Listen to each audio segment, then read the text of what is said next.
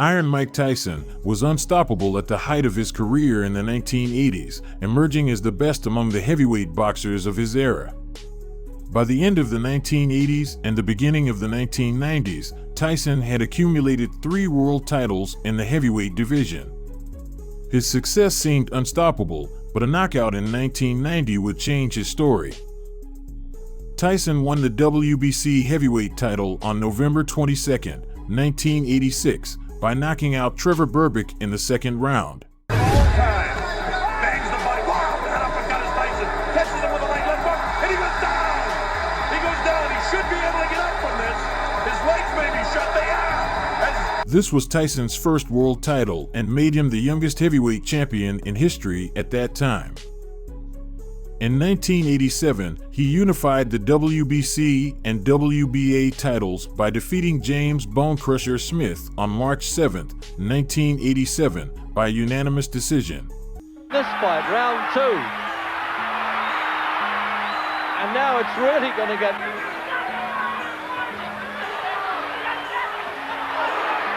It was the same year that Kid Dynamite became the heavyweight champion, recognized by the 3 major boxing organizations, WBC, WBA, and IBF.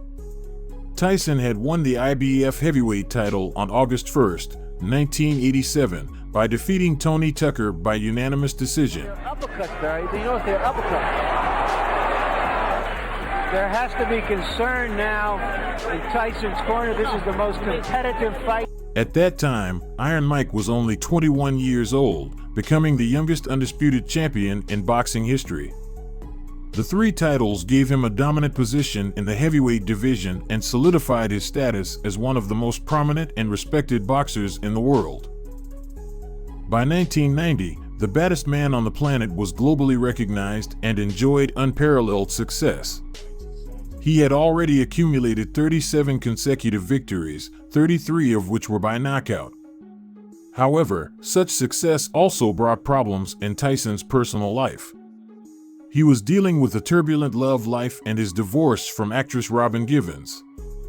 These issues affected his mental and emotional state, influencing his focus and preparation for subsequent fights. Tyson was surrounded by numerous distractions and media scandals at that time.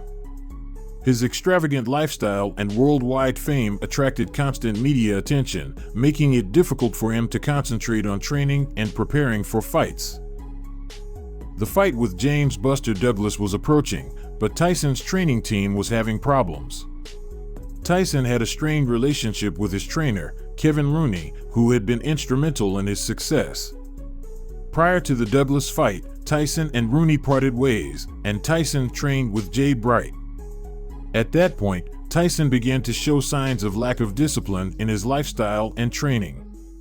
His behavior outside the ring was excessive, and legal problems also arose. The combination of all these factors led to neglect in his physical conditioning and proper training. Amidst what Mike Tyson was going through, the fight in Tokyo, Japan, with boxer James "Buster" Douglas was approaching. Douglas also had a respectable record as a boxer, with 30 wins and only 4 losses.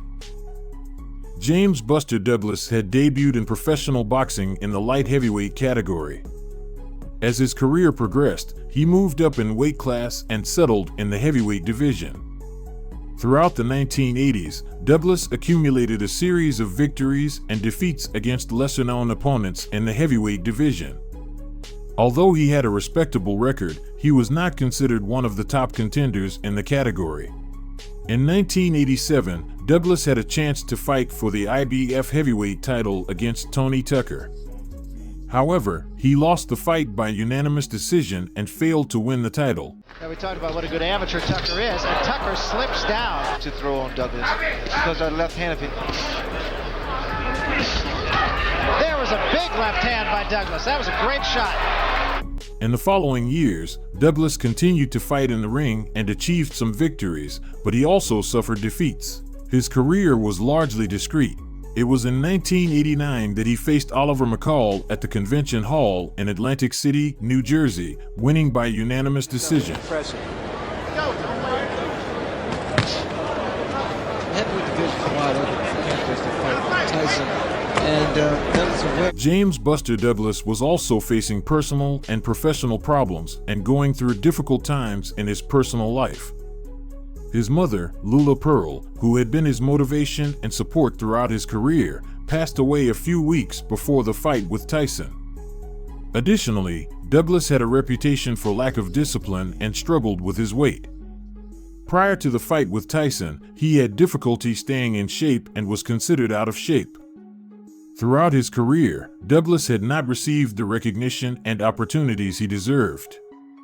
He was not considered an elite contender in the heavyweight division, leading to a lack of motivation and self-confidence. On February 11, 1990, James Buster Douglas faced Mike Tyson in Tokyo, Japan. The fight began with Tyson, the undisputed champion, feared for his knockout power, exerting his characteristic aggression. From the first bell, Tyson tried to intimidate Douglas by throwing powerful punches with the intention of quickly ending the fight.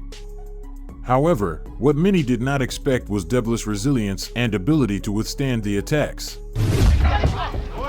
Keep in mind that Carl Williams looked pretty loose and relaxed against Tyson. Douglas demonstrated great determination, the ability to dodge punches, and respond with well-calculated counterattacks. With considerably greater reach and size, Douglas used his jab to keep Tyson at bay and destabilize his attacking game. As the fight progressed, Douglas gained confidence and started landing solid punches that took a toll on Tyson. The fifth round was surprising when Douglas unleashed a flurry of spectacular punches that Tyson couldn't stop and almost cornered him against the ropes. It's going to happen every time. Another right hand, and now Tyson seems to be wobbled.